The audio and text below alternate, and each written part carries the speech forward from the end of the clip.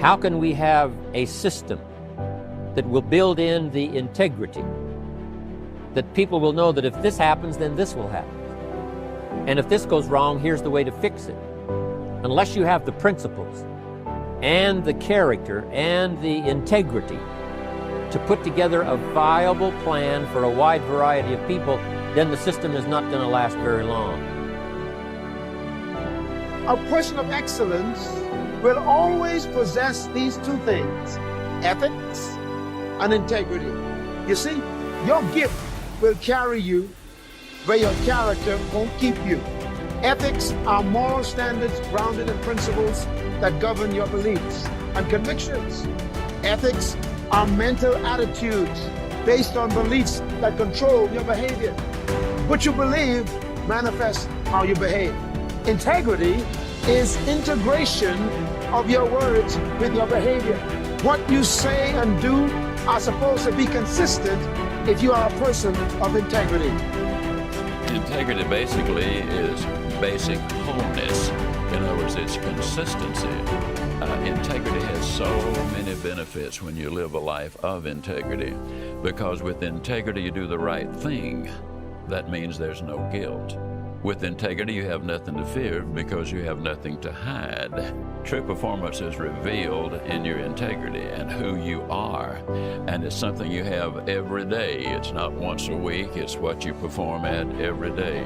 And that's using the ability you have in order to perform in a way that will please not only your own ego, but also by more standards, the people that you're working with and for. When you're in a leadership position, whether it's in a business or as the head of a family, honesty and integrity are not as important as money or shelter or a telephone. Honesty and integrity are infinitely more important than any of those things. They're about as important as having air and food and water. For a leader, honesty and integrity are absolutely essential to survive.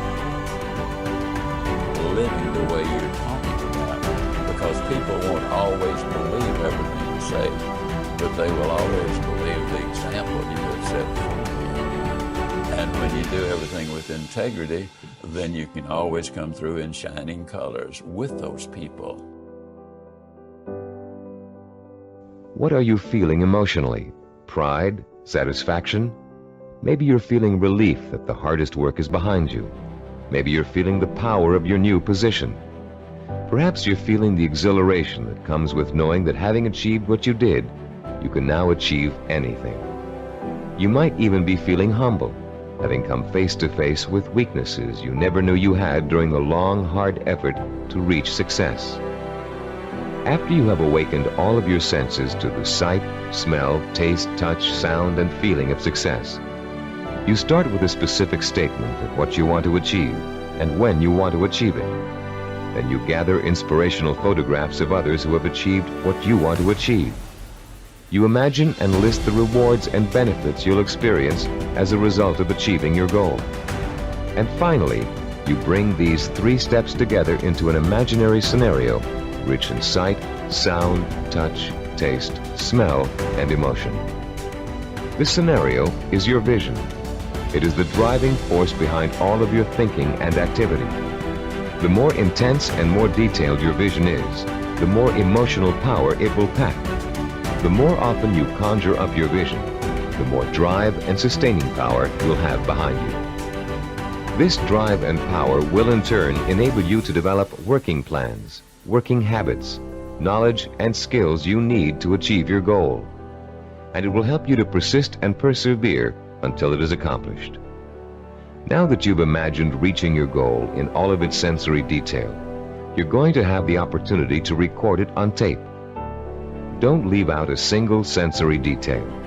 The richer your description, the more powerfully it will affect your ability to keep striving to reach your goal, day after day, week after week, month after month. Use as much enthusiasm as you can during your description. You should be enjoying yourself. After all, it's your vision of success you're describing. After you've finished recording, play back your description and listen to it carefully. Did you falter in places? Were there things you couldn't describe fully? Did it sound as if you didn't quite believe what you were saying? If the first version of your story doesn't satisfy you, erase it and create another one. Do this over and over until you have a version that completely satisfies you. It should be highly detailed and utterly convincing. And if, along your path to achievement, you find your goal changing shape or form, just record a new version that better fits your new goal. You're now going to learn to use this recording as part of a 5-step daily plan for internalizing your vision and making it so much a part of you that it will drive you to plan, to work, to achieve, to persist.